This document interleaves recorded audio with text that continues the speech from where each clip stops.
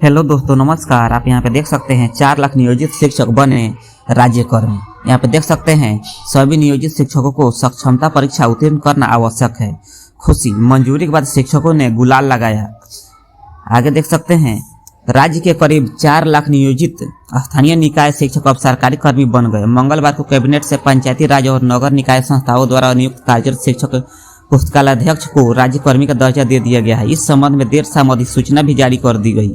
अब ये सभी नियोजित शिक्षक अपने ही वेतनमान में सरकारी कर्मी बन गए हैं। इन्हें अब नियोजित शिक्षकों की जगह विशेष शिक्षक कहा जाएगा। मंगलवार को मुख्यमंत्री नीतीश कुमार की अध्यक्षता में हुई कैबिनेट की बैठक में बिहार विद्यालय विशिष्ट शिक्षक नियमावली 2023 के साथ ही कुल 29 प्रस्तावों को मंजूरी दी गई। हालांकि इन करीब 4 लाख नियोजित शिक्षकों में से कुछ बीपीएससी द्वारा ली गई परीक्षा में पास होकर राज्यकर्मी बन चुके हैं। कैबिनेट के अपर मुख्य सचिव डॉक्टर एस सिद्धार्थ ने बताया कि सभी शिक्षक 4 लाख से ऊपर नियोजित शिक्षकों को सक्षमता परीक्षा उत्तीर्ण करना आवश्यक होगा। परीक्षा में उत्तीर्ण होने के उपरांत आवंटित विद्यालय में योगदान के पश्चात वे विशिष्ट शिक्षक कहलाने लगेंगे। आवंटित विद्यालय में योगदान करने की तिथि से जिला स्तर पर एक अलग संवर्ग का गठन होगा, जिसकी सेवा शर्तों को बिहार विद्यालय विशिष्ट शिक्षक नियमावली 2023 द्वारा विनियमित किया जाएगा। आगे देख सकते हैं आप सभी नियोजित शिक्षकों को सक्षमता परीक्षा उत्तीर्ण करना आवश्यक है। यहाँ पर देख सकते हैं सक्षमता परीक्षा के बाद विशिष्ट शिक्षक कहलाएंगे नियोजित शिक्षक। यहाँ पे देख सकते हैं जो सक्षमता परीक्षा में शामिल नहीं होंगे या तीनों परीक्षा में उत्तीर्ण नहीं हो पाएंगे वे स्थानीय निकाय शिक्षक के रूप में बने रहेंगे। वैसे शिक्षक पर शिक्षा विभाग अलग से विचार करने के लिए एक समिति का गठन करेगी। समिति सरकार से उचित अनुशंसा करेगी, जिस आधार पर उन पर बाद में निर्णय किया जाएगा। शिक्षा विभाग अपने द्वारा एक सरकारी एजेंसी के माध्यम से इन सभी कार्यरत स्थानीय निकाय शिक्षकों के लिए सक्षमता परीक्षा आयोजित करेगा। सक्षमता परीक्षा इस नियमावली के परिवृत्त होने की तिथि से 1 वर्ष के अवधि में आयोजित की जाएगी। प्रत्येक स्थानीय निकाय शिक्षक की सक्षमता परीक्षा उत्तीर्ण करने हेतु 3 अवसर प्रदान किया जाएगा। यहाँ पे आगे देख सकते हैं फिटमेंट मैट्रिक्स के अनुसार होगा वेतन, महंगाई भत्ता व अन्य सुविधाएं भी मिलेगी। आगे देख सकते हैं विशिष्ट शिक्षकों के विरुद्ध अनुशासनिक कार्रवाई के नए विस्तृत दिशा निर्देश और प्रक्रिया की अलग से अधिसूचना सामान्य प्रशासन विभाग के परामर्श से जारी की जाएगी। विशिष्ट शिक्षक स्थानीय निकाय नियमावली 2020 के तहत उन्हें प्रदान किए गए पूर्ण वेतन संरक्षण पे प्रोटेक्शन प्राप्त करेंगे।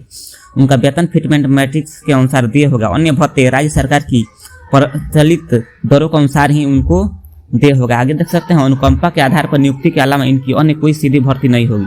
अनुकंपा के आधार पर नियुक्ति के अलावा अन्य कोई भी सीधी नियुक्ति नहीं होगी। विशिष्ट शिक्षकों का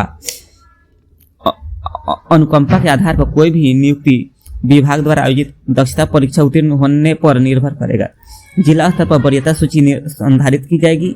प्रत्येक श्रेणी प्राथमिक, मध्य विद्यालय और उच्च माध्यमिक के लिए विषयवार एक अलग वरीयता सूची तैयार की जाएगी। स्थानीय निकाय शिक्षकों के रूप में प्रशिक्षित वेतनमान प्राप्त करने की तिथि वरीयता का पैमाना चलेगा। आगे देख सकते हैं यहाँ पे विशिष्ट शिक्षकों का पद राज्य के अंतर्गत स्थानांतरणीय होगा।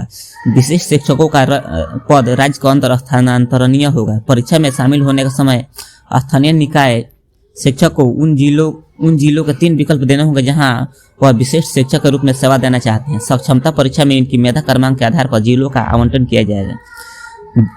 3 जिलों की प्राथमिकताएं मांगी जाएंगी। सक्षमता परीक्षा में उनका मेधा क्रमांक के आधार पर उन्हें उनके द्वारा चुना गया जिला प्राप्त होगा, अन्यथा रैंडोमाइजेशन के आधार पर जिला आवंटित किया जाएगा।